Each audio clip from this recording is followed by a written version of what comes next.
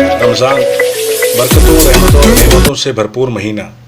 جس میں آسمان سے انگنت نعمتیں زمین پر یوں نازل ہوتی ہیں کہ ہم اس کا تصور بھی نہیں کر سکتے۔ ماہ رمضان کی آمد کے ساتھ ہی دنیا بھر کے مسلم ممالک میں اللہ اور اس کے سونے رسول کا ذکر اتنی کثرت سے کیا جانے لگتا ہے کہ ہم اسے شمار نہیں کر سکیں گے۔ رمضان کا مہینہ جو قربانی اور سخاوت کا درس دیتا ہے، اس کا ایک سبق یہ بھی ہے کہ ہم اس مہینے میں اپنے مسلمان بھائیوں اور بہنوں کو اشیاء ضروریہ ارزاں نرخوں پر فراہم کریں،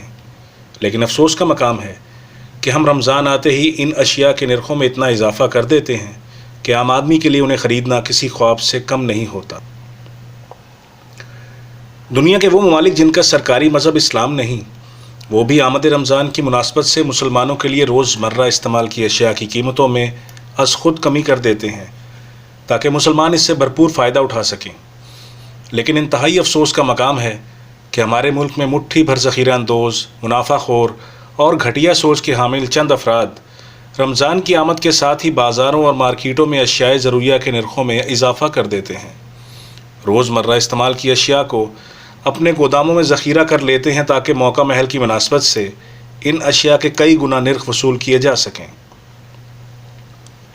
دنیا کے کئی ممالک کا پاکستان سے موازنہ کیا جائے تو وہاں رمضان کے آتے ہی اشیاء کی قیمتوں میں کمی کر دی جاتی ہے، جبکہ پاکستان میں وہ اشیاء جن کا رمضان المبارک میں کثرت سے استعمال ہوتا تھا،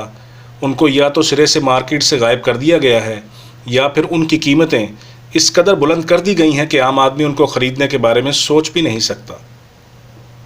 پھل، سبزیاں، کھجوریں اس قدر مہنگی ہیں کہ عام آدمی ان کے بغیر ہی روزہ رکھنا اور کھولنا افضل جانتا ہے۔ ہر سال کی طرح رمضان میں اشیاء کے مہنگے اور مارکیٹ سے غائب ہو جانے کا سبب حکومت اور انتظامیہ کی ناکامی کو بھی قرار دیا جا سکتا ہے، کیونکہ ملک کا نظام چلانا انہی لوگوں کا کام ہے۔ مگر مارکیٹ کے حالات دیکھیں تو دودھ، دہی، پھل، سبزیوں، کھجوروں کے نرخ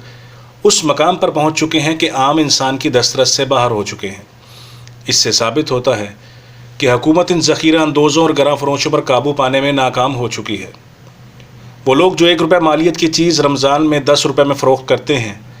یا وہ جو اشیاء کی قلت پیدا کر کے انہیں اپنے گوداموں میں ذخیرہ کیے رکھتے ہیں، یقیناً لعنت کے قابل ہیں، کیونکہ ذخیرہ اندوز نہ تو خدا کا دوست ہو سکتا ہے اور نہ ہی عوام کا۔ ایک بار پھر سے رمضان کا مہینہ آ چکا ہے اور ذخیرہ اندوز پوری طرح سرگرم ہیں،